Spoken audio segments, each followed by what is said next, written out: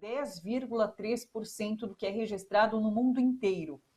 De acordo com o consórcio de veículos de imprensa, o Brasil registra 273.124 mortes pela Covid. Os casos confirmados chegam a quase 11 milhões e 300 mil. A vacinação no Rio de Janeiro foi suspensa por falta de imunizantes. Pelo calendário, a partir de hoje seriam vacinadas as pessoas com 75 anos.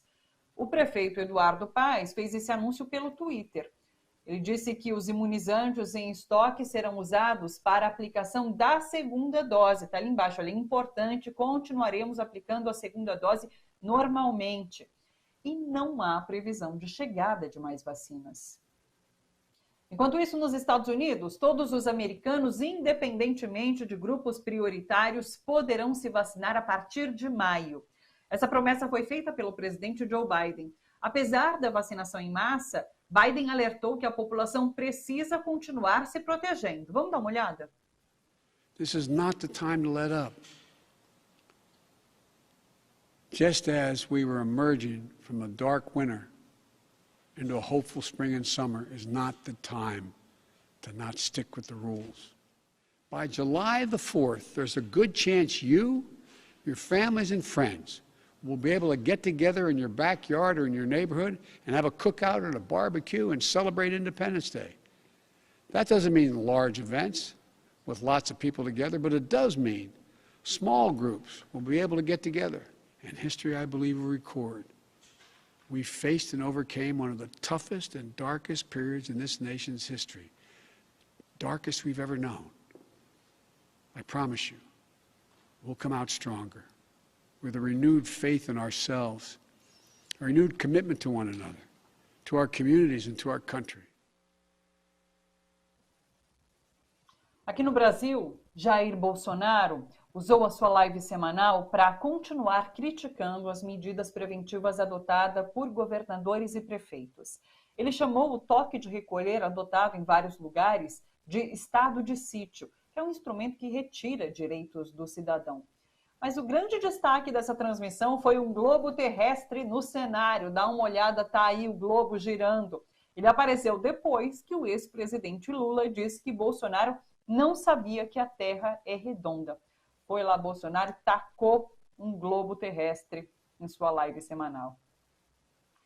Aprovada em segundo turno, a PEC que vai destinar 44 bilhões de reais para pagamento do auxílio emergencial. Esse texto também prevê um controle de gastos públicos que deve afetar o reajuste de salário de servidores. Essa PEC agora vai seguir para a sanção de Jair Bolsonaro.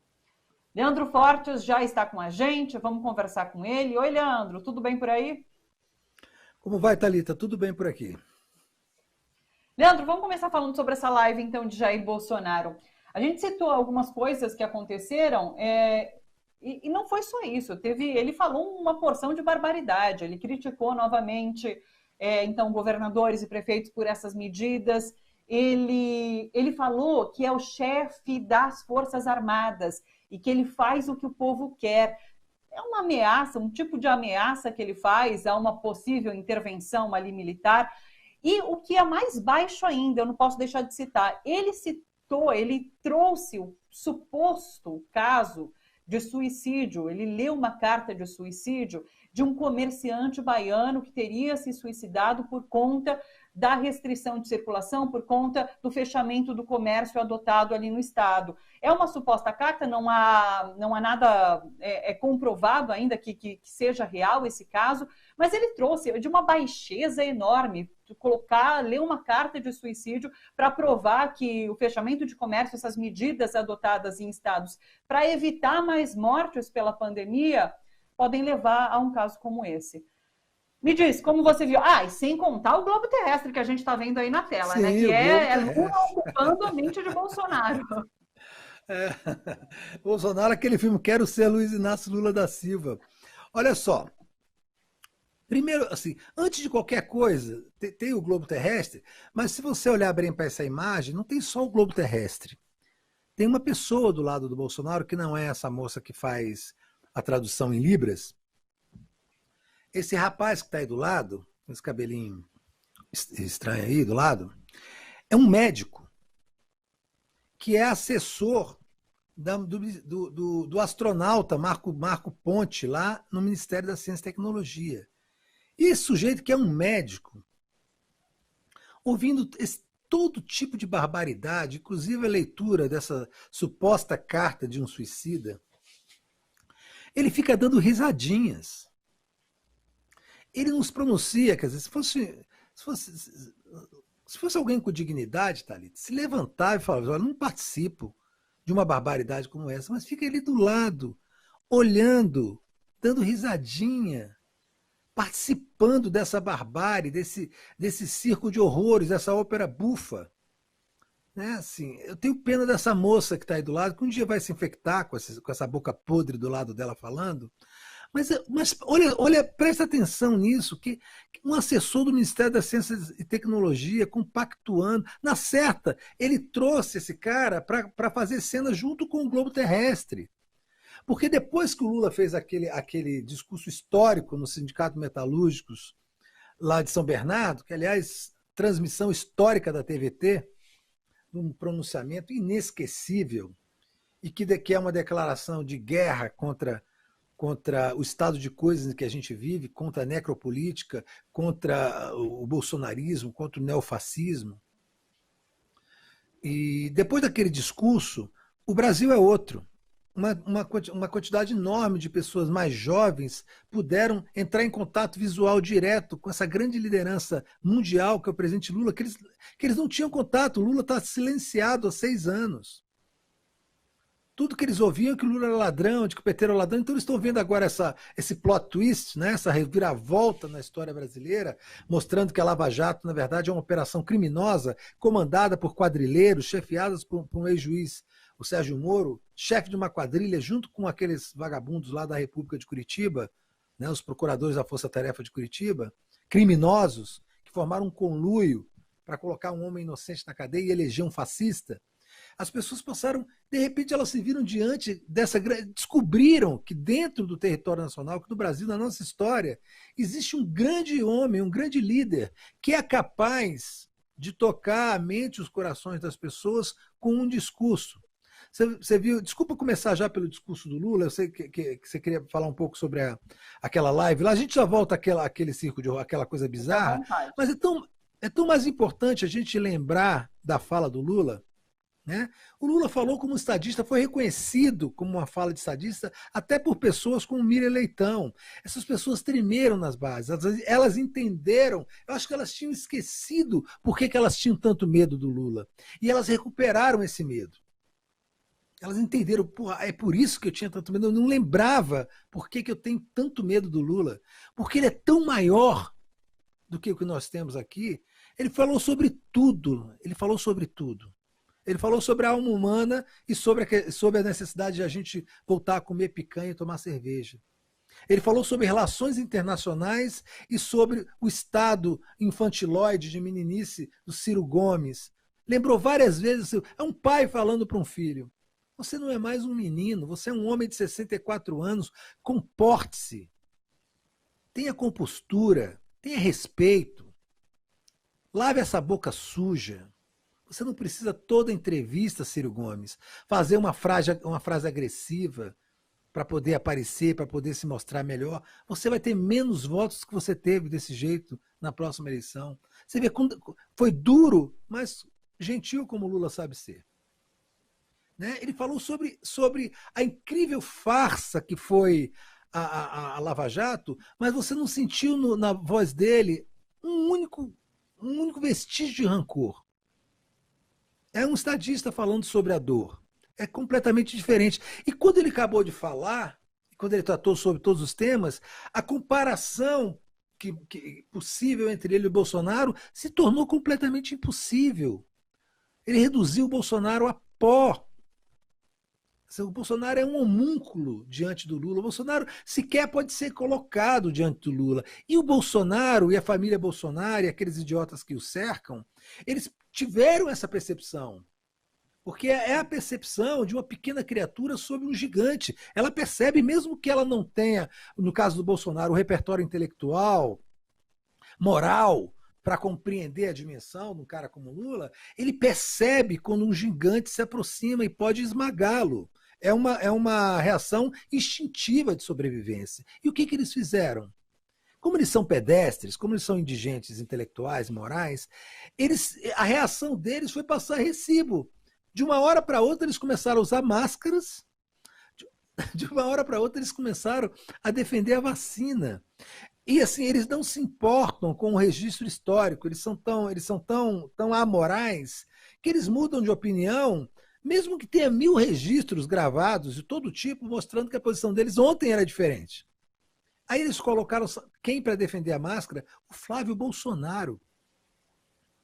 Eles são tão despudorados, Thalita, que eles não se importam. Eles não se importam.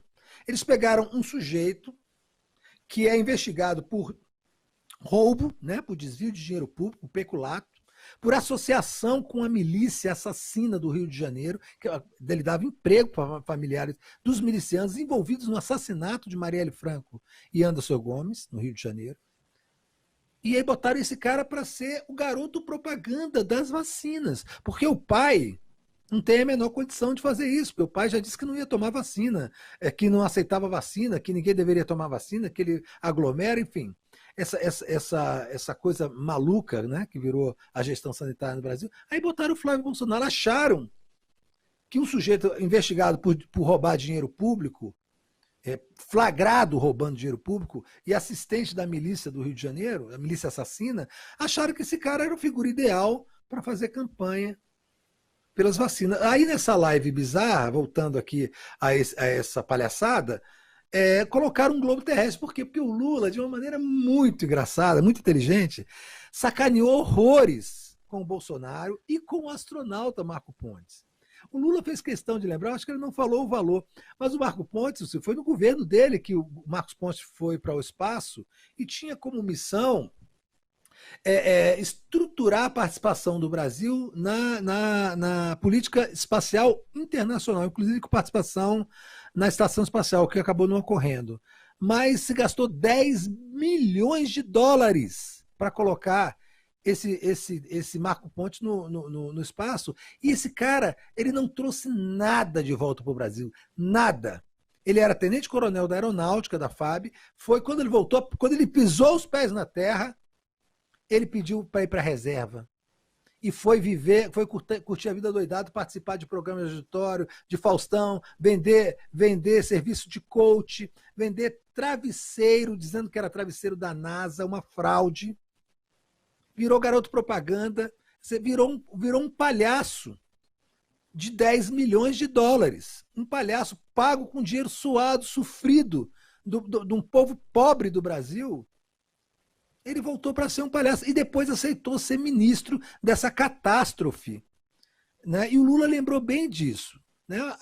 Ele é o único brasileiro que de fato viu a Terra redonda, só que ele não fala isso nas reuniões ministeriais, Thalita. Ou seja, depois daquele discurso do Lula, essa gente se tornou minúscula, microscópica, mas ainda continua no poder, o que é ainda uma coisa bastante grave.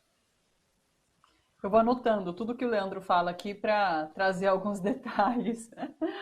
Você citou ali o médico ao lado de Bolsonaro, citou agora Marcos Pontes, né? Falou que se tivesse alguma dignidade, ele teria levantado a voz diante do absurdo que Bolsonaro disse. Mas não há dignidade nesse governo, né, Leandro? Não há. Tem. Se alguém ali nenhuma. tivesse dignidade, já tinha saído, de fato. Não estaria do governo Bolsonaro, né? Não estaria, pois é. Você falou também sobre essa mudança de discurso de Jair Bolsonaro. Ele chegou a dizer nessa live também que ele nunca teria se referido à Covid como gripezinha. É de uma cara de pau absurda. Pois é patológico, né? Isso é típico de um sociopata. Ele não se importa com a verdade. Ele não tem nenhuma relação com a verdade. Ele mente. Porque assim, essa senhora que está do lado dele sabe disso. Esse médico risadinha que está do lado dele sabe disso. E como é que aceita? Como é que aceita? Ele está gravado, é a segunda vez que ele nega, e todo mundo já mostrou gravado ele falando da gripezinha, um palhaço, um imbecil. E assim, aí ele, como ele não consegue se conter, Thalita, durante a live, ele foi de novo perdendo a razão, perdendo o prumo, né? Se tornando histérico. E aí, nessa live, ele ameaçou de novo a população, o país e a democracia com um golpe de Estado. Se vocês lembram de 64, 85? Vocês querem aquele tempo? Eu sou o chefe supremo das forças, o meu exército vai assim, intimidando, assim, ameaçando a população com um exército, dizendo que pode dar um golpe. É muito fácil fazer uma ditadura no Brasil. Eu tenho a minha caneta aqui, eu falo Shazam. É muito fácil com a minha caneta. Assim, então, aí, isso para justificar o quê? Ele, na verdade, sofre uma pressão enorme e aceita essa pressão por razões óbvias. Ele precisa de dinheiro para a campanha de 2022. Então, é o seguinte, ele está se lixando, ele está cagando e andando, se tem gente morrendo ou não, porque ele não tem nenhuma empatia. Ele se excita com a morte. Como todo necrófilo, todo necropolítico, ele se excita com a morte. Eles têm algumas excitações na família Bolsonaro. A principal é a morte. O Eduardo Bolsonaro, essa carta que o Jair está lendo aí nessa live deles, o Eduardo Bolsonaro, o Eduardo Bananinha, o filho 03, o mais burro, ele colocou a foto do morto no Twitter. Ele publicou a foto do morto no Twitter, supostamente do morto no Twitter. Eles são doentes, eles são gravemente, eles têm uma patologia grave, eles são sádicos. E eles têm também uma patologia muito grave sexual, é óbvia. Eles têm uma fixação anal permanente. Toda a crítica humana que eles fazem, social, é sexual. O Bananinha mandou as pessoas enfiarem a máscara no rabo. Ele fala o tempo todo de pênis, né, de rabo, de bunda, vai dar para não sei quem. Ele é um doente sexual. Eu tenho a impressão que eles todos foram abusados, não sei por quem. Porque eles não resolveram isso em nenhuma terapia. Eles são todos fixados analmente, todos com problemas sexuais graves. Eles e a ministra Damares, a mesma coisa. Então, a vida deles assim, e a crítica deles à oposição gravita sempre isso, entre morte, questões sexuais, fase anal permanente e destruição do inimigo. Eles não têm adversários políticos, eles têm inimigos que eles têm que destruir. Isso chegou a um ponto tal e tão perigoso durante a pandemia que o Brasil virou, obviamente, o maior perigo internacional em relação à pandemia. O mundo tá sem saber o que fazer com o Brasil. Nicolás Maduro está pedindo que haja uma intervenção de autoridades sanitárias internacionais para obrigar o Brasil a tomar as medidas necessárias, porque ele está com medo. A cepa brasileira já chegou na Venezuela e é considerada a mais violenta e infecciosa do mundo. Né? Que está sendo chamada, inclusive, de cepa Bolsonaro. Essa cepa Bolsonaro, ela é um perigo para o mundo todo, porque o vírus está circulando alegremente, livremente pelo Brasil, porque não há uma estrutura central de combate, não há campanhas de saúde. Né? O Pazuello está proibido de fazer campanha de saúde pelo Bolsonaro.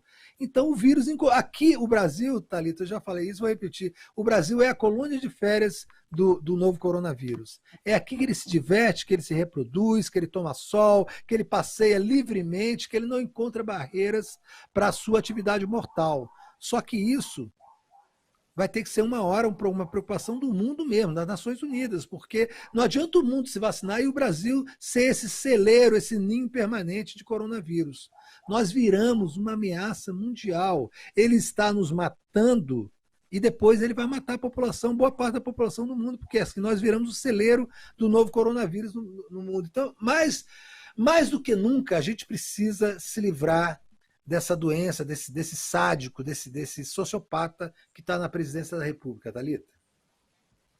Só para fechar esse capítulo da live, você não citou a melhor frase de Lula se referindo a Marcos Pontes? Ele diz assim, Bolsonaro, o seu ministro não disse que a Terra é redonda, porque se ele não dormiu na viagem do espaço, ele disse que a Terra é redonda. Foi ótimo. A não ser que ele tenha dormido na viagem, ele viu que a Terra é redonda. Não, foi sensacional aquilo. Sensacional. Sensacional. Foi ótimo. Aquele discurso do Lula, eu já vi muitos discursos, mas esse foi assim, foi a volta do grande líder. Ele estava ótimo, com aparência ótima, bem vestido, corado. Um homem em paz com a sua consciência, certo de que as pessoas, certo de que a vingança já foi completada, ele provou, por A mais B, que o Moro é um juiz ladrão, é um mentiroso, que o Deltan Dallagnol, não importa o que a justiça decida daqui para frente. Está provado que o Sérgio Moro é um juiz ladrão, é um juiz corrupto, com um Ministério Público corrupto, que houve um conluio e que ele foi perseguido e que ele foi vítima da maior mentira da história do Brasil. Isso está provado.